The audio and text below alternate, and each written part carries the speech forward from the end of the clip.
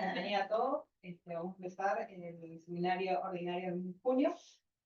Acá el Germán, investigador adjunto de CONICET, nacido y criado en Mendoza, realizó su carrera de grado en Tucumán e ingresó a carrera en la provincia de La Pampa, donde vivió desde el 2015 hasta el 2024, y donde además fue docente adjunto de la Cátedra de Biodiversidad de la Facultad de Ciencias Exactas y Naturales de La Pampa. Desde marzo volvió a Mendoza, lleva 20 años trabajando con lepidópteros, especializándose principalmente en sistemática y biología de los fluidos, y como segunda línea de investigación en varios grupos de microlepidópteros. Ha publicado en revistas científicas nacionales e internacionales, participado en congresos, dictado cursos de grado y posgrado, y también redactado informes técnicos relacionados con la identificación de plagas para diversas entidades nacionales e internacionales. El día de hoy nos va a presentar el seminario titulado Polillas y micropolillas de La Pampa, estudios pioneros en biodiversidad, cría de especies y aportes a la agroecología. Muchas gracias. Muchas gracias. Bueno, muchísimas gracias a todos por venir y a la comisión por la invitación. Yo lo que voy a mostrarles ahora es parte del trabajo que hice en La Pampa. Lo que hice allá, algunas publicaciones y lo que queda por hacer, que es un montón, como siempre. Bien, continuamos. Entonces, la provincia de La Pampa posee 3 ecorregiones, una bien al noreste, bien húmeda, si me deja... Pará. Ahí va. Ahí está. Que es pastizal, todo, que es una zona muy antropizada para el cultivo, originalmente, mayormente soja, girasol, maíz. Luego tenemos toda una franja central de caldenal, que es un bosque bastante abierto, también muy antropizado para principalmente ganadería. Y luego una zona más occidental de monte, lo mismo, un monte empobrecido. La Pampa, como les decía al principio, es una zona bastante submuestreada en cuanto a artrópodos. Esta es una base de datos enorme que tenemos en el laboratorio de entomología, llámala. Son más de 20.000 registros de artrópodos, principalmente coleópteros y hormigas, del sur de América del Sur. Y fíjense, La Pampa, bastante poco muestreada, hay muy pocos registros. Estamos ahora haciendo un trabajo con Sergio Fedagraín, con José Morrone y Lucía Claps, recopilando la información y analizando la información de los libros de biodiversidad de artrópodos de Argentina, y en ellos también se ve que La Pampa es la provincia con menos estudios o menor diversidad de la Argentina. No es que tenga la menor diversidad, sino que se conoce poca diversidad de la provincia. Y en cuanto a lepidópteros, pasa exactamente lo mismo. En cuanto a noctuidos, que es el grupo que yo principalmente he trabajado, siempre hay solo 2 puntos de colecta en estas zonas y no hay más. Hay unas 5 especies descriptas, citadas para La Pampa y nada más. Entonces, aprovechando que me fui a vivir para allá y que es una zona, yo trabajo con noctuidos y es dentro de lo que es la parte, todo esto, donde hay cultivos de la provincia, más el núcleo verde que se llama de la Argentina, donde se cultiva mucho soja, girasol, todo esto, es el núcleo de mis bichos, donde producen el mayor daño. Entonces, una muy buena experiencia. Y ahora lo que les voy a contar es más o menos lo que he hecho allá. Durante estos 9 años que viví allá hice colectas con trampa de luz de forma sistemática, que ya las voy a comentar, colectas manuales para buscar larvas principalmente de noctuidos asociadas a los cultivos, y siempre como una rama secundaria que siempre me gustó, los microlepidópteros asociados a flora autóctona. Entonces, trampa de luz. Al principio había una trampa de luz de este estilo, ¿no es cierto? Se llaman trampas Pennsylvania, que es un foco, tipo una pitfall, pero con un foco. Entonces pega la polilla cae y queda en esta jaula donde uno puede extraer el material. Entonces, los primeros años hice una colección de referencia, siempre en este punto, en Santa Rosa, en la capital, donde trabajaba, y después, durante los últimos 5 años, hice esta, se ve bastante casera, porque es casera, y toda esta jaula fue hecha a medida, la hice a medida para que entrara en el freezer. Entonces, una vez por semana, durante todo el año, durante 5 años, hice muestreos de diversidad y abundancia de lepidópteros en la trampa. Y es la primera vez que se conoce, todavía no se publica, pero las curvas de vuelo de las especies de importancia económica y sin importancia económica de esta zona. Esa es la matriz, ¿no es cierto? Con alrededor de, acá hay unas 70 especies, pero en realidad son más de 100 especies de polillas y algunos microlepidópteros, porque hay muchos, la gran mayoría de los microlepidópteros son bastante complicados de identificar. Entonces, a lo largo del tiempo he podido identificar varias especies, pero quedan un montón todavía por trabajar.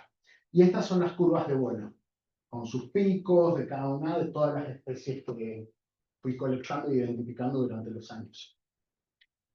Luego las colectas a campo de forma manual, ¿no es cierto? En general, los noctuidos, que es lo que más impacta en los cultivos, son las cortadoras, o que era mi grupo más interesante, que lo que hacen es cortar al ras del suelo las plantas, la planta cae, y las muy pillas no siguen comiendo la planta, sino que van a cortar a la otra. Y lo único que comen es esa fracción que cortan.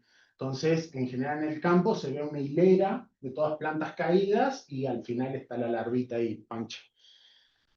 Estas también son otro tipo de noctuidos, que no son cortadoras, pero se han comido todo un campo de trigo y son de hábitos nocturnos, entonces para poder mimetizarse son todas bastante oscuras, bastante tierra. Y esta es una de las mías con al lado una planta de soja, una plántula de soja. Después, parte del material que traía de campo lo criaba para poder ver qué era, mucho conservé, y lo que hice fue, como hay muchas de las especies, la gran mayoría de las especies no se conocen los inmaduros, puse a criar. Bastante casero, en casa, mi pareja chocha con el olor, pero bueno. Y así pude conservar los estadios, todos los estadios de la gran mayoría de las especies que pude colectar e identificar. De todas estas especies, las que están en amarillo pude criar y conservar todos los estadios de desarrollo, y las que están en rojo son complejos de especies, que todavía no puedo, estoy en proceso de diferenciar cuántas especies hay en cada uno de esos complejos. Y finalmente los microlepidópteros, que siempre he colectado microlepidópteros asociados a flora nativa, ya sea galícolas, haciendo algún tipo de habitáculos, o como estos, atacando plantas nativas o malezas también, y algunos de trampa de luz, pero solo cuando había mucha abundancia para poder tener un grupo, una cantidad suficiente como para poder llegar a tener alguna chance de poder identificarlos. Entonces, con esto, algunos resultados que obtuve: las curvas de vuelo, tenemos acá tres especies de noctuidos, Pseudoleucania tefra, que no es citada como una plaga, y estas dos, que sí son citadas como importantes plagas en la provincia, y esta es la curva de vuelo de las tres especies, con picos enormes durante el 2019 y verano de 2020, y luego nada. Hasta 2023 fue la última colecta que pude hacer, que estaba en La Pampa, tampoco, seguía este mismo patrón, y pareciera ser que en 2024, cuando ya no estábamos colocada en la trampa, ahí sí hubo otro pico, pero no lo puedo estimar. Esto fue también corroborado por una red de trampas que tiene el Colegio de Ingenieros Agrónomos en La Pampa, que funcionan los 365 días del año, y lo que nos llevó a preguntar es, y perdón, y esta disminución en la abundancia también fue correlacionada con las colectas a campo, no habían larvas. Nos presentamos a un proyecto para hacer molecular de esta especie, que es Rachki lucianú, y no podíamos encontrar larvas. Entonces, no es solo la trampa de luz que no acusaba, que no había abundancia, sino también en campo. Y posibles causas que nos puedan llegar a ayudar a entender esta dinámica pueden ser, una, que estas dos especies, Pseudoleucania tefra, no es una plaga, pero en agosto de 2019 hubieron un montón de ataques a campos de trigo. Ese que le mostré al principio era Pseudoleucania tefra devastando un campo de trigo. Y esta otra, que se llama Drotis robusta, hacen picos en abril. En abril del 2019 tenemos este pico que nunca más lo volvimos a tener. Y luego en agosto teníamos avispas, gente llamando, diciendo qué son estas avispas que estaban, pero era una plaga de avispas en toda la ciudad. Y son parasitoides de cortadoras. Entonces había una respuesta, causa o efecto, de los parasitoides. Y luego también, que es algo que junto con el Colegio de Ingenieros Agrónomos en algún momento queremos hacer un trabajo, colegas brasileños, usando una trampa de luz y noctuidos cortadores específicamente, evaluaron durante 8 años las caídas y pudieron ver que el efecto del niño y un aumento de las precipitaciones disminuye la abundancia de las cortadoras. Y lo que podemos ver ahí es, acá teníamos la niña, 400 milímetros, y acá empiezan a aumentar las lluvias, las precipitaciones, e ingresa el niño. Entonces, acá también, modo observar, o sea, no hay un test estadístico, sino solo observación, pasaría algo similar. Bueno, después, detección de nuevas plagas, ingresos de plagas al país, o citas de especies que antes no estaban asociadas a la agricultura, siendo asociadas por primera vez a ataques en soja, años posteriores no siendo plagas importantes, pero nunca sabemos qué puede pasar en un futuro. Entonces, trabajando sobre ellas. Descripción de estadios inmaduros de esas especies que pude criar.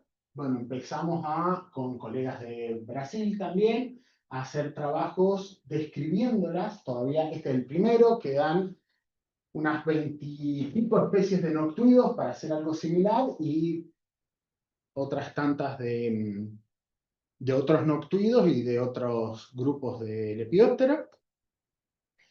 Luego, con los puntos más las curvas de vuelo de La Pampa, más colecta estandarizada de Brasil y colecciones de museo, tomamos esta glotis robusta, hicimos un modelado de nichos, superpusimos con cultivos que ataca y eh, hicimos predicciones de dónde podría llegar a ser una plaga si se establece, como para que tengan cuidado esos países en la frontera, que no ingrese material de esta especie, e hicimos un análisis filogenético con un solo gen, el gen citocromoxidasa, pero incorporamos 26 especies, de las cuales 20 es la primera vez que se secuencia cualquier cosa, no había datos moleculares de estas 20 especies, y por más que es el gen COI, que no sirve en general para filogenia supragenética, recuperamos muy bien las subfamilias,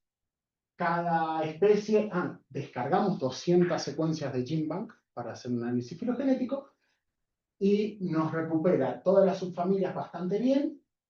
Las especies estaban bien asociadas a su género, que era el objetivo principal, aparte de que fuesen especies diferentes. Y secuenciamos, es la primera vez que se secuencia un gen para toda una infratribu de la liga, todo un grupo de géneros, exclusivo de Sudamérica. Entonces, fue re interesante. No, como es un solo gen, no fue muy bien recibido, pero fue re interesante el trabajo.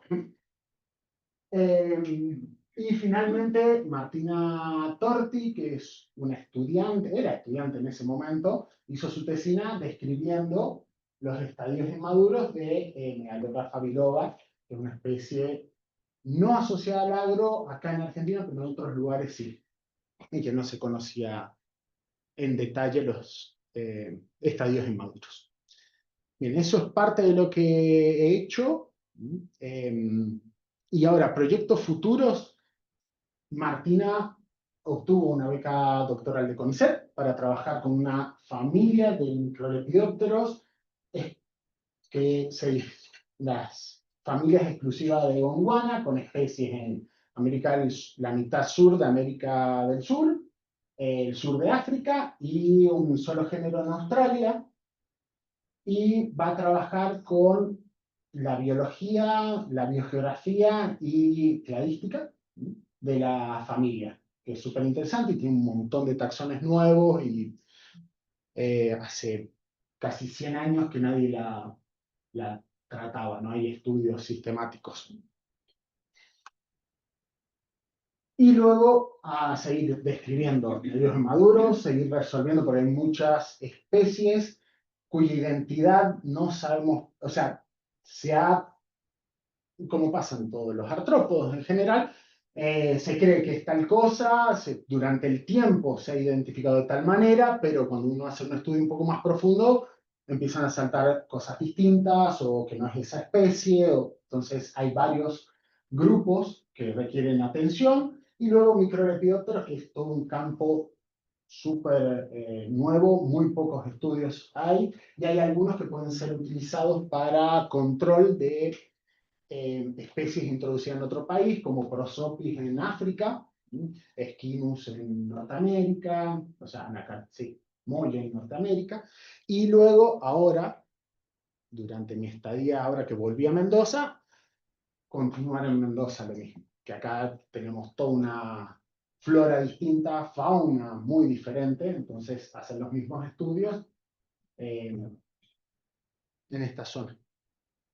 Y eso sería todo. Y muchas gracias a GEMAS, el grupo de estudios de La Pampa, que ya estaban trabajando mucho antes que yo llegara. Cuando llegué me recibieron re bien, fue una experiencia hermosa y al día de hoy seguimos trabajando y tenemos para hacer un montón de cosas en conjunto.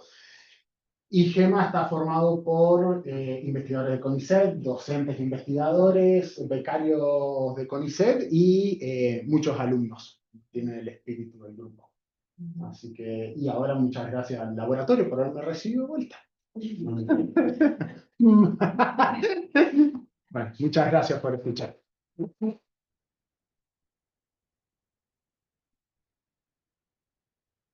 Bueno, gracias, Germán. Muy interesante la charla. Bueno, abrimos el espacio a preguntas acá, primero en la sala, después en el Zoom, si alguien quiere hacer una pregunta también la tenemos. Bien. Claro. Sí. Es muy buena. La charla, la verdad que tiene un montón de laburo. Preguntan más de... Sí, sí. No conozco nada de estos bichos, pero una explicación, ¿no puede ser? ¿No los tienen control a estos bichos? ¿Campo? ¿Trabajo? Químico. Sí. Sí, pero siempre es el control. Y en el Siempre 2019 el control, también y no había llegan a ese control. pico igual. Sí, sí, sí, sí. Lo que pasa es que atacan, por más que los controles siempre son bichos que viven ahí, entonces también están en el monte. Y estos dos en particular, Raquiplusia ahora está desarrollando resistencia, pero Agrotis robusta no. Lo que tiene, ponele, Raquiplusia está generando resistencia y Agrotis robusta es que es una cortadora y las cortadoras requieren un tratamiento adicional. Entonces, controlan para otros noctuidos, pero si llegan a tener cortadoras, tienen que controlar de una manera particular. Pero no se van a quedar tranquilos, un campo de trigo, se lo quieren así. Sí. Y depende del Algo van a año. hacer. Ah, Sí, depende del año. Porque hay años que si viene flojo de precipitaciones, como ese que cayeron 400 milímetros, directamente lo toman muchas veces como pérdida. No conviene comprar agroquímicos, y menos si tenés que controlar cortadoras. Y trigo. Si me dijeras muchas veces soja, girasol, ahí sí no hay problema. Pero trigo depende del mercado del año. O sea que culturalmente ya está instaurado eso de si es un año de poca lluvia, no me conviene fumigar y si hay mucha, no. La gente de allá dice que las cortadoras tienen un ciclo de 4 años. Y más o menos pasó ahí. Yo justo el año pasado no estaba, pero fueron 4 o 5 años y ahí hubo otro pico.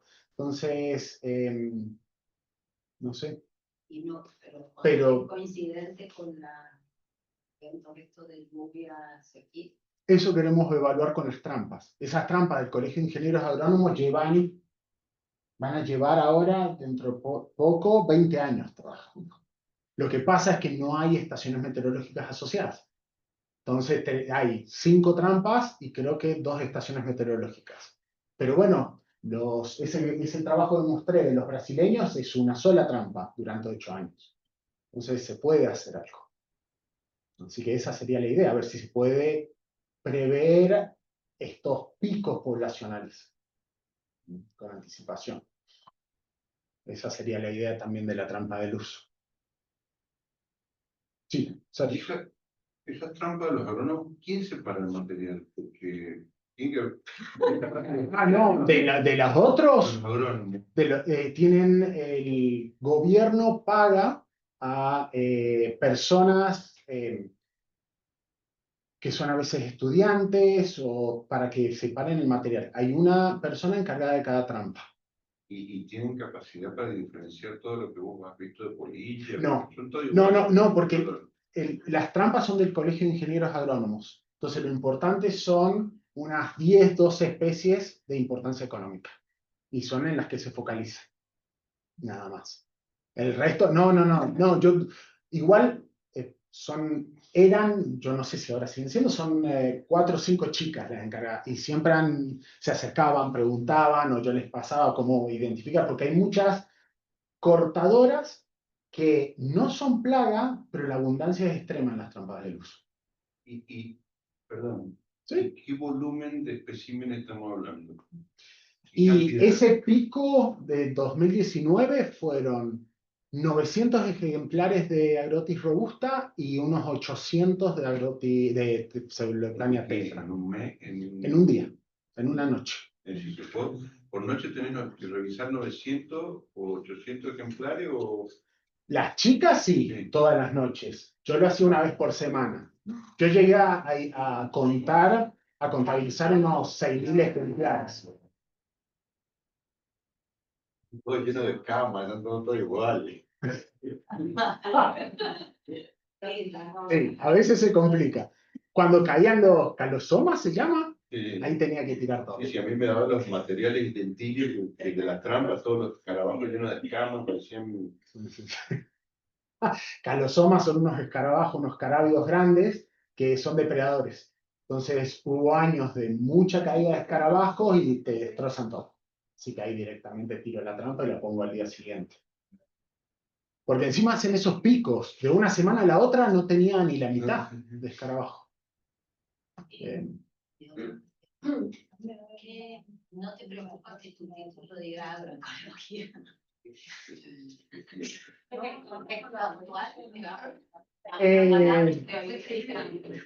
No sé, no lo pensé. Ahora sí.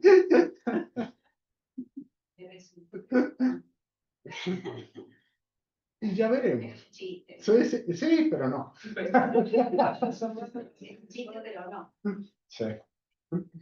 Sí. ¿Cuál es el tamaño de desastre económico que pueden generar estos bichos? O sea, ¿destruyen literal un campo entero o es algo? Y depende del año, el ataque, sí, te pueden destruir un campo entero. O muchas veces porque las cortadoras que yo trabajo es solo Agrotis robusta, la plaga más importante, y lo que hace es cortar. Entonces, si los productores se dan cuenta a tiempo, ponen un agroquímico, controlan y tienen que resembrar. Pero tenés otras plagas, otras cortadoras, como en trigo que hablamos, que económicamente a veces se hace inviable, dejan el campo que quede ahí. Y si no, sí, pueden ser. Lo que pasa es que controlan, hay mucho control químico, mucho control químico. Así que, nada, eso hace que en los campos no hayan ataques grandes. Yo en general para poder estudiar los ciclos de vida en el campo me iba a la alfalfa. La alfalfa hay mucho para pastoreo, no se controla químicamente y ahí tenía una diversidad y abundancia enorme de cortadores. Pero el resto, no. hay ninguno que sea orgánico. Algún campo.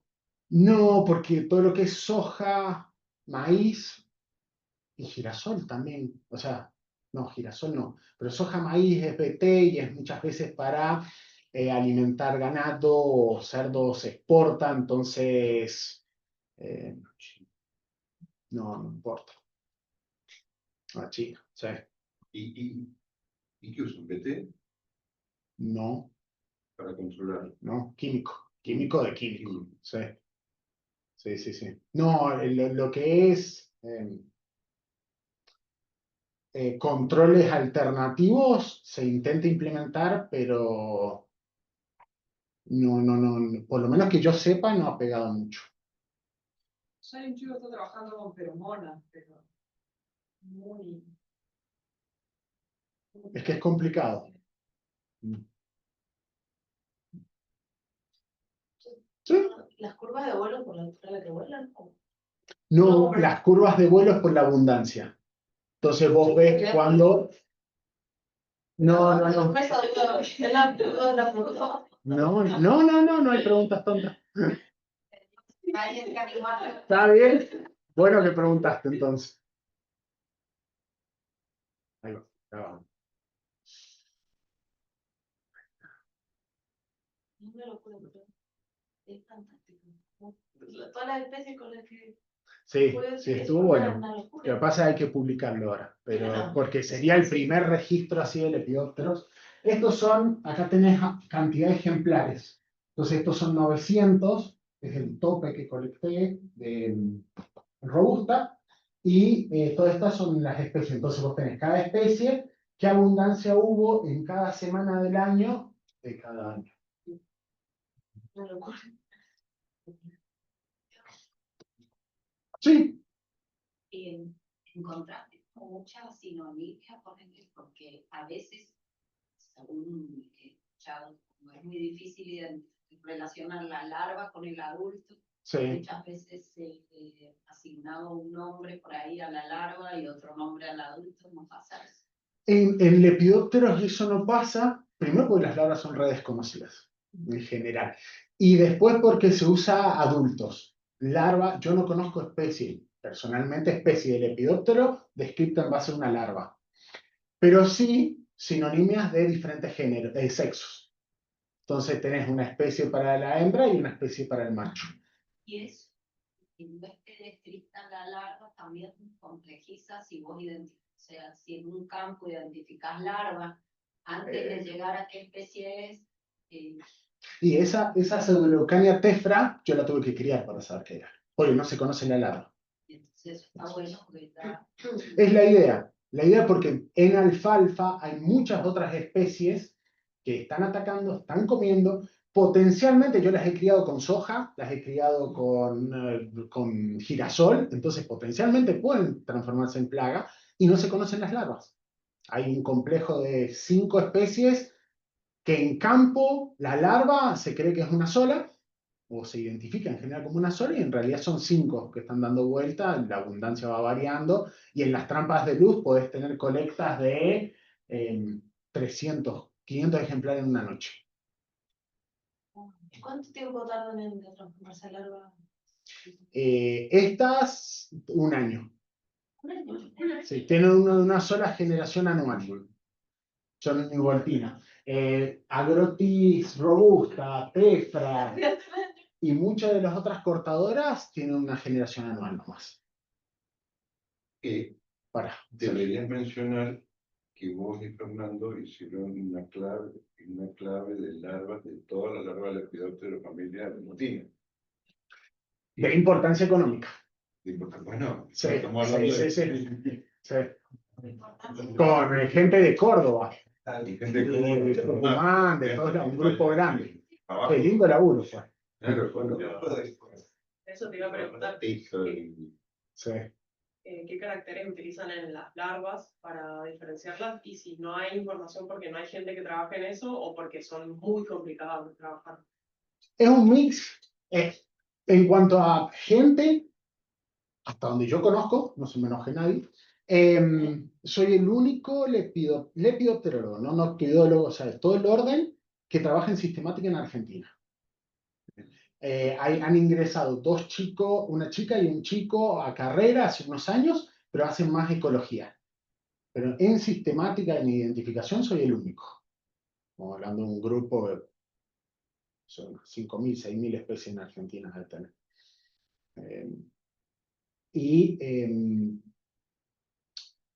No me acuerdo.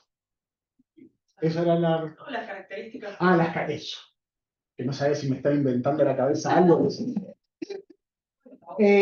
Históricamente se han usado caracteres de color. Y con color puedes diferenciarlas bastante bien. Pero este grupo, que se parecen todas, la larva es igual en cuanto al color. Y las crié a todas y hay un par que no las puedo diferenciar ni siquiera yendo a cosas muy finas. Porque antes se usaba solo color, ahora empezaba a describir las setas, el aparato bucal, un montón de otras cosas. Eso no he llegado a hacer con este complejo, pero sí ver por fuera, ver el tegumento, ver las setas no las medí, pero ver otros caracteres y hay un par que no las puedo diferenciar. De cría. Entonces yo ya sé que estas cosas son cosas distintas. Después si vas a campo, vos agarrás y decís, y acá tengo una especie. Y puede ser como que no. Entonces, yo lo que hice fue colectar hembras de la trampa de luz, las ponía a poner huevo, conservaba huevo y después seguía todo el ciclo de vida, hasta adultos. Entonces, yo ya sé que las larvas que tengo ahí conservadas son de tal especie. Tenías un año una mesita llena de vasos. No, no. Te digo porque todos hemos pasado. Claro. No. Un año no. Lo que tienen es que pone la Agrotis robusta, que es anual el ciclo, fueron 5 meses, y después se transforma en prepupa, que se llama, que se entierra y se achica la larva. Y se queda ahí hibernando, digamos, que en realidad es estivando, pues en el verano, y se queda ahí, y meses puede estar ahí, y después se transforma en pupa al último y emerge el adulto. Lo que pasa, en esos casos yo he llegado hasta 1, 2 pupas, y adulto no.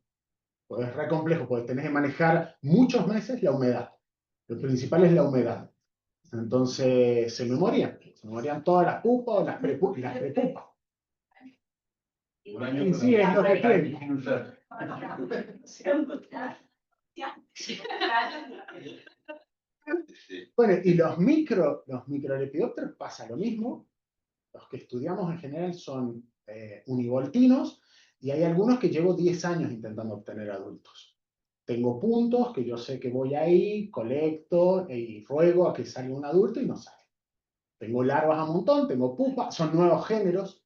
Tengo un par de nuevos géneros, de esos que va a trabajar Martina, y no tengo adultos. No hay forma. Y eso no puedes con COI o con algo. Sí, es que sabemos que son nuevos géneros. Por eso, con molecular, se sabe que son cosas nuevas. La galla es totalmente distinta, es re bonita, pero necesitas el adulto. Así que en eso estamos.